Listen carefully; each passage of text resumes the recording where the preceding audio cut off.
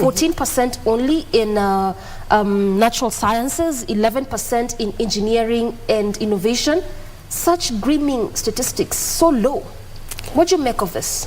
Indeed, it's really saddening to see the number of girls actually pursuing science courses as well as pursuing science careers. At UNESCO, we found that the statistics are really terrible. For instance, 1 in 3 researchers are women. That makes up about 35% of the population of scientists are actually women. These grim statistics actually reflects in the way our society encourages girls to pursue sciences. For instance, right from primary school all the way to secondary, all the way now to university, very few girls are actually pursuing science. The reason being is our stereotypes that we have about science.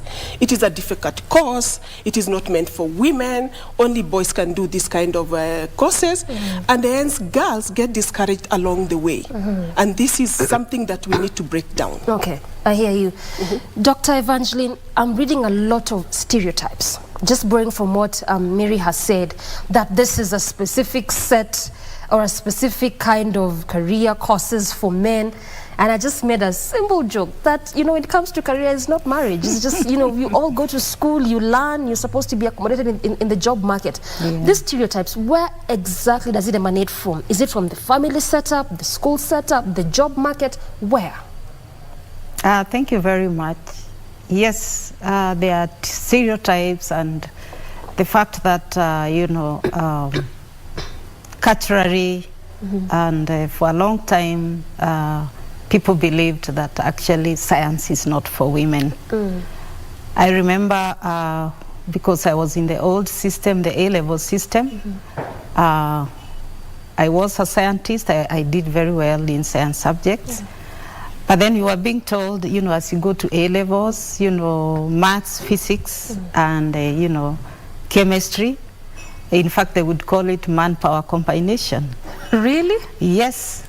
To an extent that when I went for my So wait, maths, chemistry, and physics was called manpower combination. So as a lady, you find yourself there, you feel a bit off. Yes.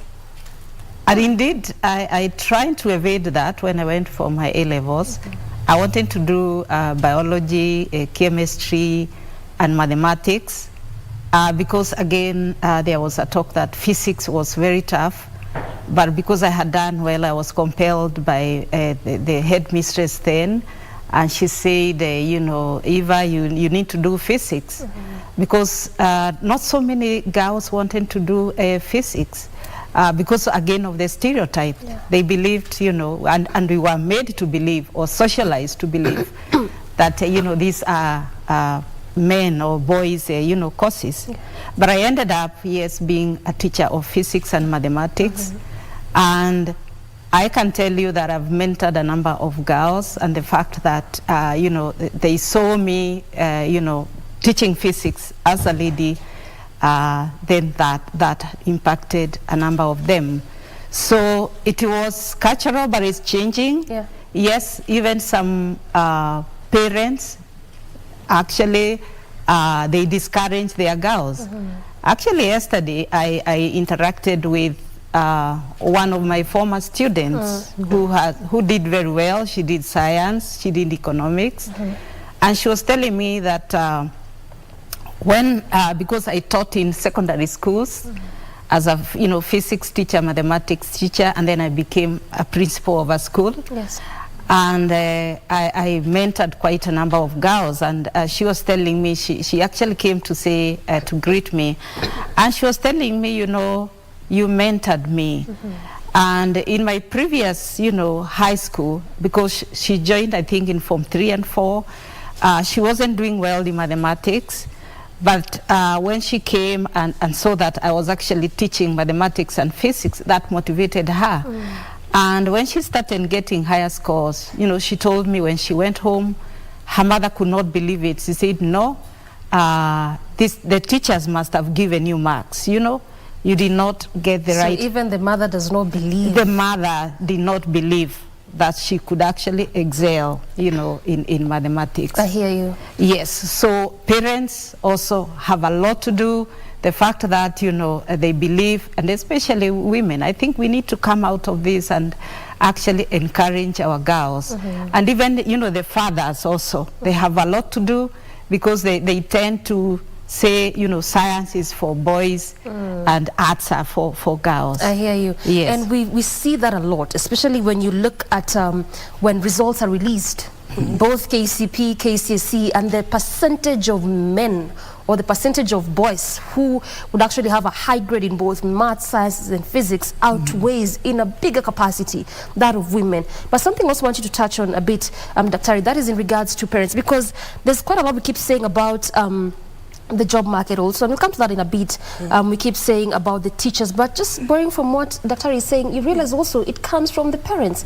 From your own personal experience, how did you manage to just jump the hurdles to be at a point where you are a whole doctor in your own right and a woman in STEM in your capacity of leadership? Indeed, it's been quite a journey, but I credit my success to my mother. You have a different story. Yes, indeed I do. Who actually reached class 4, and she was stopped by her father to further her further education. And the father said, no, you need to stay home so that your brother can go to school. So when she got married, she vowed unto herself that all her girls will actually end up finishing school. At that time, she knew that, you know, only if she can finish from 4, that will be enough. However, when she married my father, who was an engineer, he was a civil engineer, she actually realized that my daughters, and of course her sons as well, they can actually pursue the line the father is also doing. And hence she encouraged, I had 3 sisters plus me 4, she actually encouraged us all to pursue, you know, science-related courses. Do well in physics, do well in biology, do well in chemistry, do well in mathematics. You know, Swahili, history, and others, she said it's very easy because you can learn those in books, but for the others, you have to go to a laboratory, do an experiment, get to understand what the process is about. And that is what science is about. It's about the study of the natural, biological, and the physical world we live in. It's about testing hypotheses and then finding answers. And she knew that through science, and she really admired medical doctors, particularly women. She knew that for them to make medicine, they must do it in a laboratory. So therefore, she really wanted me to pursue even medicine. Although I didn't get to go to that level, I went into the agricultural and climate change field, but I did manage to get a PhD in sciences. So she's actually very proud, although she's passed away, but she's very proud. That's why you're calling you Doctor, because you have doctor. I have a PhD, yes, indeed. Same to Dr. Eva. But again, there's really something also quite interesting, and I want you to address it, Dr. Eva. This in regards to also just where you're coming from, UNESCO. Talk to me a bit about what you're doing in terms of programs for this girl since 2014, and also how it has cut across and what you've managed to do in terms of just changing the mindset of these young girls. Thank you very much. On realizing the gaps that exist in terms of, you know, equity and equality, the fact that girls and women, we have few of them at the top, and they tend to dwindle, while in primary, and you see girls doing well, probably you may not notice any difference at the primary level. As you go to secondary also, almost all the schools, they provide a science subject. And you may find some girls doing well in sciences and in mathematics, but they don't end up, you know, doing the sciences or the engineering at the university. Or probably they don't get enough grades, you know, to get to those courses, engineering courses. So UNESCO noticed that gap, and in 2014 we started, of course, the UNESCO and here in Kenya, and the government agencies, the Kenya National Commission for UNESCO, where I am the Secretary General and the CEO, and also another agency called NACOSTI, National Commission for Science and Technology and Innovation. So we partnered with UNESCO, and we started holding STEM camps, you know, for girls. And this is where we bring together girls, usually the average, you know, performing students, and we put them in a camp for 1 week. And then we bring STEM role models. And UNESCO has been very supportive in this. And usually, of course, we bring the women STEM role models so that the girls can see women who have excelled in sciences and demystify the myth that actually sciences are for men and boys. So we put them there, and then they are mentored. They are also given experiences, you know, to interact with, you know, environment in higher education, visiting higher education institutions. And the same time, we also, you know, they are provided with an opportunity to visit even industries. And so it's that it's a holistic approach. And they are also encouraged to come up with solutions, you know, to imagine over problem and come up with solutions. And even recently, we have introduced, you know, coding and robotics, you know, the in thing, the technology, indeed. And girls also are getting very, very interested in these fields. So this is the STEM, you know, camps that we have been holding.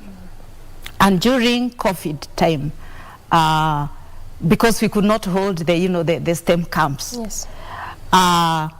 Actually, together UNESCO, with the UNESCO and government, we came up with you know, an online, a digital, you know, kind of a mentorship program.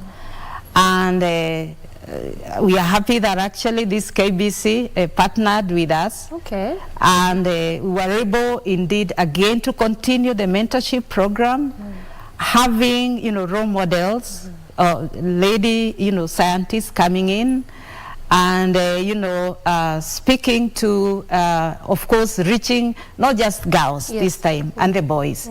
And I can tell you over 12 million, you know, students were reached in this. During that COVID time? Yeah, during COVID. All right. And there was also a platform that we had that, you know, they could actually ask questions in STEM. All right. And then, you know, they would be, you know, answered in case they had any questions. I hear you. And of course, I'll come to you so that you can tell us in terms of data. I know you talked about 12 million during COVID, but also just since 2014, how many students have you managed to reach, particularly girls, and across which schools? You'll tell us in a short while. But again, there's something that we had talked a bit about, and this is in regards to those students, those girls that perform very well in sciences, whether it's from primary level spanning all the way to high school, but then they would get discouraged. They are told, yes, you've got a good grade in mathematics, in science, in physics, in biology, you name it, but then you won't do engineering. Think about something in hospitality. Think about something in sociology, psychology, and you'd wonder, but you pass master. Why should they be told not to do it? Most of the reason is the stereotype that we have about a woman in general. Because science is involving. It requires a lot of time. And a woman can get involved? Let me explain. It is quite involving. It requires a lot of investments of time, a lot of reading, a lot of research. And usually you find that, you know, women, when they reach, let's say after high school, they go into college, they end up becoming mothers, they get married, and they find that combining now the science bit as well as managing the household becomes quite a task for them. Either they are told to step out of the science subject, or themselves they feel now pressurized because they have the motherhood to take care of, as well as, you know, to take care of the science. So themselves they end up dropping out. But there's no need of doing that. We can do both. We can raise children together with the men. The men need to be actually involved in raising children so that women can pursue their science careers. There's no reason of saying you can't be a mother and be a scientist. You can be both. But we do need men to help us also to raise our children in the home, do domestic chores as well, so that women can spend time in the lab, do research, be able to, you know, access the latest refereed journals to make reference to the research that they're doing. In that way, women don't have to drop out at all. We don't have to be told that, that must is for men. No, we can do it as well. Yes. So also gender roles comes to play. Yes, exactly. Gender roles really play a big role. We are still in a society where women are expected, to take care of the home, clean the home, take care of the children and everything, as well as, pursue your career. That becomes quite tasking for a woman. And that's why now we are hoping that the men can take some of the gender roles within the household to support the women. And then to add on to what my colleague, Dr. Evangeline, has mentioned about the number of girls they are mentored, UNESCO also has a program with the L'Oreal Foundation, a 25-year program where we've been able to mentor 120 women, scientists, 5 of whom have actually gone ahead to win Nobel Prize. So that is quite an achievement. And currently we have a program with the Intel. Intel is supporting almost 200 girls in Kenya and others in Uganda, Tanzania, and Rwanda to close the digital divide. And this one we are doing at high school, particularly targeting Form 2 and Form 3, so that as they are thinking about the courses to take in their universities, we start mentoring them now. The mentoring program my colleague Dr. Njoka mentioned, they start thinking about, writing down this physics, chemistry, and biology courses, so that those are the ones that they can gear towards achieving high marks and getting into university. Yes. I want to come to Dr. Njoka in a bit, but before that, now we were on that gender roles beat. And I was just telling you earlier, even in conventional careers, whereby you'd actually see both 50% of both genders are present, and that's how it is. But you just get an employer saying that this particular role, it is the male person who will do it. And you'd wonder, why does that even happen? Both of you went to school, both of you could even be having the same level of experience and expertise, both of you are equally good, but just for some reason they think, let the male person do this. And so then how much more when it comes to STEM courses? Just because... No, I don't understand. As I did mention, how much more? I know, it is a hurdle that both of us genders needs to break, particularly the male gender. All right. The men need to break away the stereotype that women cannot do sciences. No, even in our, as you mentioned, the workplace. Yes. There is no need to say that a man can do this and a woman can do this within the workplace. We are all trained. We all went through the same courses. Exactly. Why can't a woman do that? For instance, if you are told that, you need, as a journalist, you need to go cover a war zone area, and then you are told, no, it's the man to go. Or a woman, you are told, you need to go into the ocean, deep dive into the ocean to collect some of the sediment there to study about the ocean currents and all that. Then you are told, no, a man is able to do that. Yet we are all trained that. So it's breaking the stereotypes that we have in our minds and our cultures.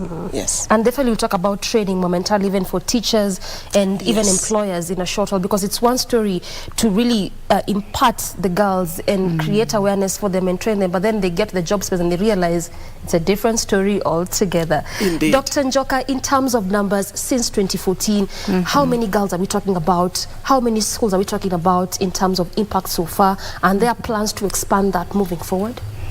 Thank you very much, Doreen. Since 2014, we have mentored over 2,000 girls in about 160 schools, I think 161, and across 41 counties. And in fact, right now we are planning, to roll out another STEM camp for students, in Central, because that's an area that really we have not covered, that region. So this is bound to continue. We are also looking at also other partners to come in. You can see now that we are introducing coding, we're introducing robotics. We shall need, more partners to come on board on this. So the issue of the teachers also, the STEM mentorship program also is targeting teachers, because there should be gender responsive, pedagogies. My colleague here, Mary, talks about, there are challenges, specific challenges for women. And like you may find a girl proning maybe to breaking, you know, a beaker or a test tube because of the, you know, the biological factors that she's going through. She could be in her menses, and she's prone, you know, to actually for accidents. So teachers need to understand that, you know, there will be mood swings, you know, for female students, for girls, and really, you know, they need to be understood. And from my experience, when I went to primary school, I actually went to 2 schools, lower primary and the upper primary. Yes. Now, my lower primary, and during our time, the teachers would be beaten a lot, you know, when you are late, and the teachers were quite rough. Indeed, it's not like now when there is a Children's Act, and you know, pupils or students have their own rights. So I recall our mathematics teacher would come and you know, he tell everyone, you know, can you stand up, and you only sit down after you've done a mathematical table. You see 4 times 1 is 4, 4 times 2. In case you make a mistake, you're beaten. So I used to fear. I never did well in mathematics. My highest mark when I was in the lower primary was 40%. And then I changed. I joined to, you know, a mission school, and we had Consolata sisters. And I found love among the teachers. You know, I found, you know, a school where you are not beaten when you make a mistake. You're encouraged to think you can do better. You can do better than that, Eva. Then, do you know, I shot and I started getting 80%, and within no time I was getting 100%, you know, in mathematics. Yes. And in sciences, you know, my science teacher was also very, very good, and she was very smart, Mrs. Muni from Embu, and she did very, very, you know, we were well mentored, and the potential in me was actually optimized. So teachers have a great role to play when it comes to actually even teaching sciences and teaching women also. So this STEM mentorship program has a component of teaching teachers, you know, in gender responsive, you know, pedagogy. I hear you. Yeah. So then, And actually, to add on to what she has said, yes. in the mentorship program, not only we tell them about to pursue the STEM courses, we also teach them about leadership and negotiation skills. As you had mentioned about, you know, you're at a workplace and your boss says, oh, this job you need to be done by a man and not a woman. Building this leadership skill and negotiation skills for a girl, then she can be able to stand up to the boss and say, hey, look, I do have the skills. I am trained for this. I'm also able to do this job. So combining the STEM courses and all that with the leadership and negotiation skills, then we build the capacity of a girl to be able to lead in a workplace, to become a leader, to become a scientist. Yes. But the practicability of it, Dr. How then do you do that? Because you actually get a good number of cases where women would still say, it's difficult for me in the workplace. And we haven't even gone to STEM, just categorically. So I'm just trying to say this to just try and make a comparison that when it comes to STEM, it's even worse because of already the enculturation that we've gone through as a people, as a society. So this negotiation skills, some would even take it as then you're becoming too proud. You think you know more. You have just, some would even tell you, we're just giving you the space. Pushy. You know, how do you do this? It's actually a very difficult situation for a woman. Yeah. But me, taking my example, yes, I've been able to push through a lot of the hurdles that I've faced in the workplace, and I've demanded for what I feel is my right. If there is a promotion to be done, you've done your performance review and know that exactly this is what I've achieved and I need this promotion. So I've had a discussion with my bosses, my supervisor and all that. And it's been easier when you have a one-on-one with your supervisor, explain your situation and all that. And then as well rely on fellow women in guidance. Okay. Learning is a process. And as we are headed toward a technological world right now, as she mentioned, artificial intelligence is coming in, coding is coming on. As a woman, even as a scientist, I have to continue building my skills. I need to go into artificial intelligence right now.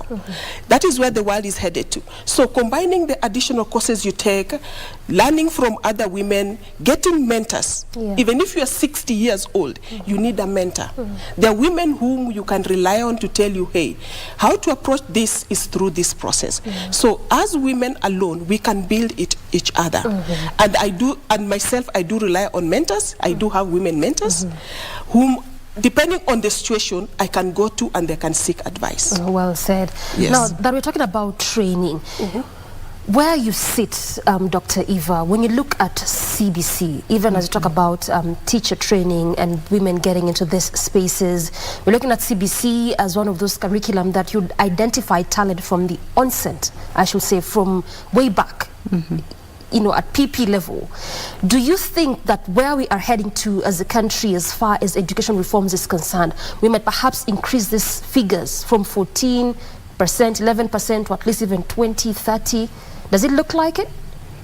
Yeah, there's hope. And the fact that there are more opportunities in learning institutions to interact, to play with the environment, to interact with science, equipment. Yes.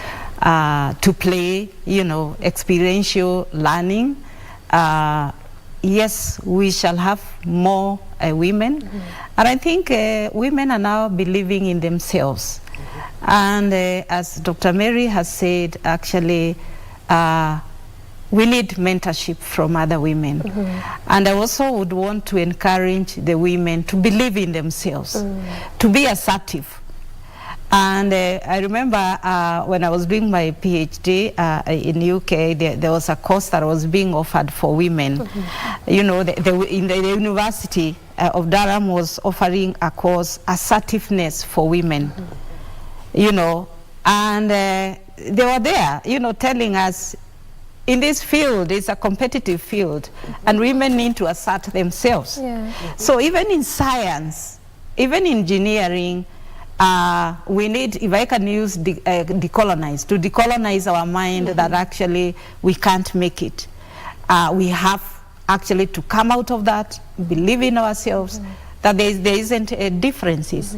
Yes, we may have differences in biology, but today I think girls are having more opportunities. When we were growing up, girls did all the, the house chores, cooking, while the boys were playing outside, interacting with the nature, looking at grasshoppers, playing with them, and they would be interested from and socialize from when they are young, that actually they want to interact with the grasshoppers, they want to catch the birds, while the girls were in the kitchen and they didn't have similar opportunities. But today, I think the opportunities are there. Girls have equal opportunities, so there is no reason. And this CBC, yes, the fact that it's quite practical for everyone, I foresee we are going to have more girls in science, in engineering. I see Dr. Mary agreeing literally. Yes. Indeed, I do agree. The period of time, I went through the 844 system. And it was supposed to be a little bit more practical, but I see the CBC is going to be a little, gearing students towards more learning, interacting with the environment, both boys and girls. And despite us saying that parents are not pushing girls into science, I think most of them are now trying to see that they need to push their girls also to go beyond just being, mothers in the house, cleaning and cooking and all that. Most parents are actually, and the beauty is that now most parents are having 1 or 2 children. You find you only have girls. So if you only have girls in the house, what are you going to do? Are you going to tell them to just become housewives? No. They do have the capacity to become medical doctors, to become engineers. I do have my niece right now. She is so interested in becoming an astronaut. So I am helping us. As you know, there is this James Webb telescope that was just launched, and it's bringing these beautiful images from outer space. So every week when I'm with her, I show her the images. She learns what is happening in the cosmos out there, and she wants to become a medical doctor to actually go into space as an astronaut. So I am being mentored by people, women in my field, and I'm as well mentoring younger girls along the way to pursue science and to think science as something that they're able to do in future. I hear you. Yes. And we have like about, is it 9 or 8 minutes to exit this space, and I wouldn't want us to do that without talking about the employers. Why? Because you just talked about your needs, and Atari has also given us numerous examples. Yes. And we are here sitting in this set talking about training from the early stages, Yes. even touching on what CBC is doing, Yes. even touching on teacher training. Yeah. But it's one story, as I said earlier, to do all these things to this, young girl. But after it's all said and done, they go to the job market and they're told, you still can't start from there. Regardless of the fact that all of you are equally qualified with your male counterparts, the level of training is the same. Even the level of experience is the same.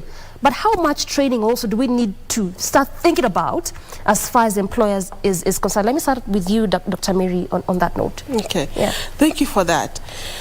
Indeed, at UNESCO, we believe in equitable, inclusive employment and equal opportunity for everybody. And at UNESCO, we don't look at genders. We look at your qualification.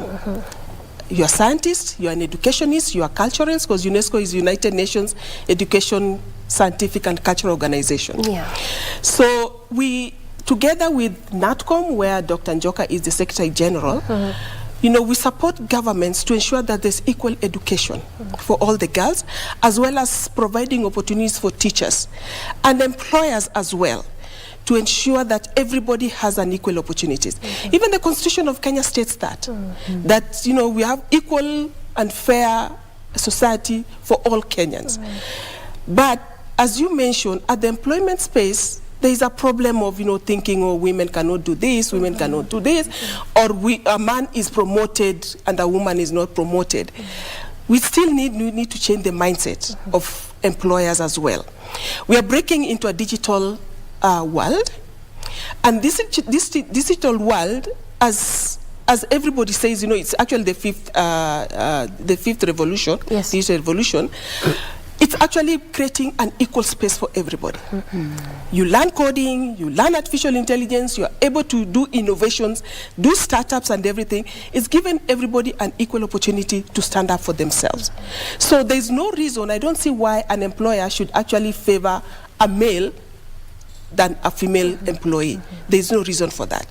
And we'll continue with the NATCOM to build the leadership skills of girls, with the CBC across Kenya, and I'm sure other countries are also shaping and changing their education policies, the educational curriculum, to be acceptable for girls.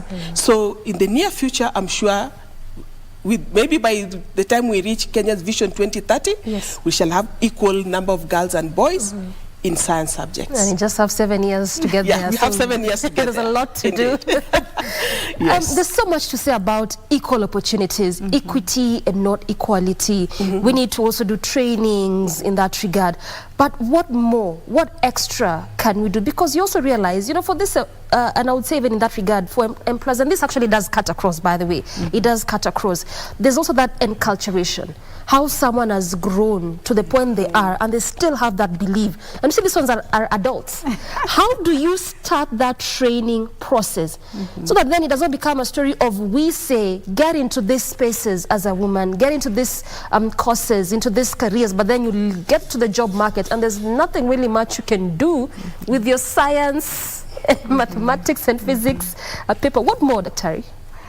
I think we need to encourage women to go for those jobs. Just go for it. Roles, yeah.